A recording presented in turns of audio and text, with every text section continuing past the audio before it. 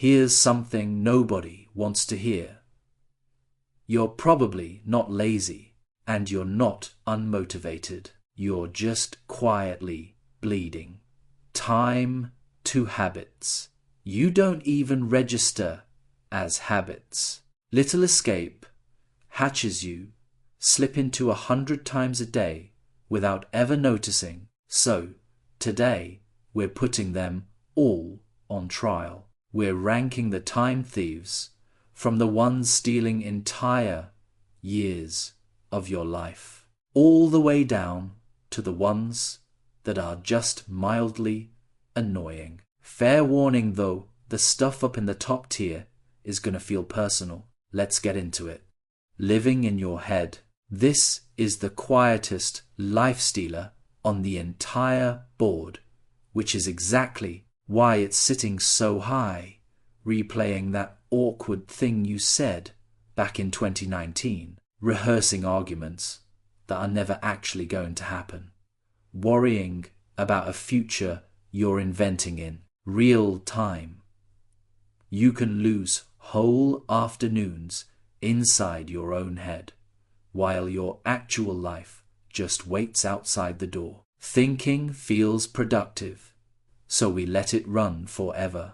But there's a difference between thinking that leads to a decision and thinking that just loops. One moves you forward, the other just drains the battery. S tier.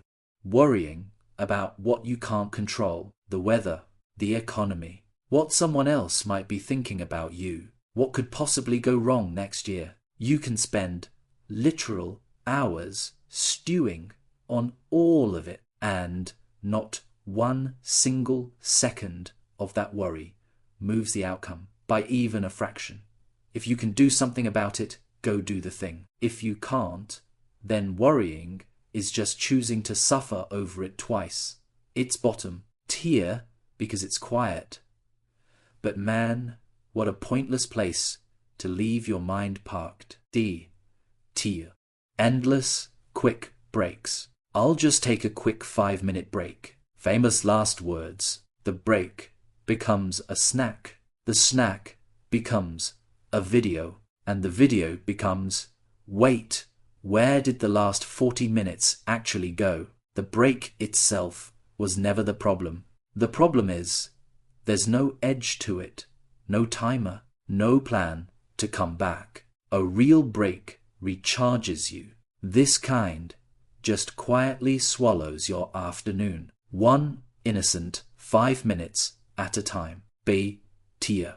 Replaying conversations. Someone said something 3 days ago, and you are still in the shower, running the perfect comeback you're never actually going to use, or cringing at something you said that they 100% already forgot about.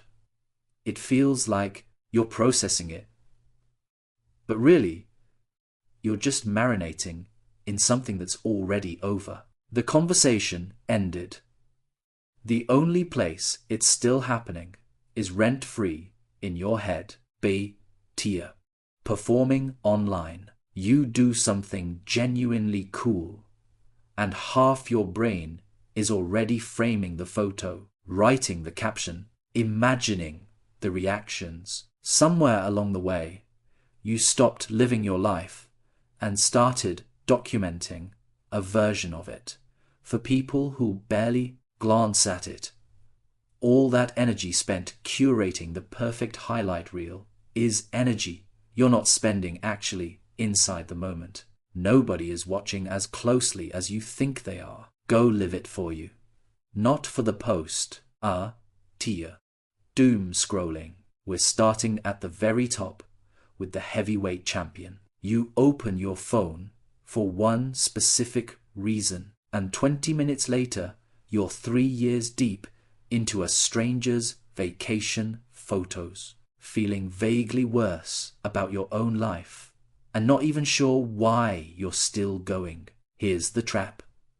The feed is bottomless on purpose. There's no natural stop. You just drift until something interrupts you. That's not entertainment anymore. It's numbing. And numbing 1 hour a day is 15 full days a year gone. Real talk. This is the one I had to fight the hardest myself. This is going to be S tier. Half watching TV. The show's on, but you're also on your phone, so you're not really watching the show, and you're not really doing anything else either. You're stuck in this weird in-between zone where 2 hours vanish, and you genuinely couldn't tell me one thing that happened. It's not rest, because your brain never actually switched off, and it's obviously not productive. It's just time quietly deleted. Either watch the thing properly or rest properly. This half and half version does neither. This is going to be B tier. Revenge, bedtime procrastination. Okay, this one actually has a name, and the second you hear it, you're going to recognize yourself. It's 11 p.m. You're exhausted. You've got an early start, and instead of sleeping, you stay up scrolling, because it's the only free time you feel like you got all day. So you're literally stealing from tomorrow you to get back at today. And it's a vicious loop.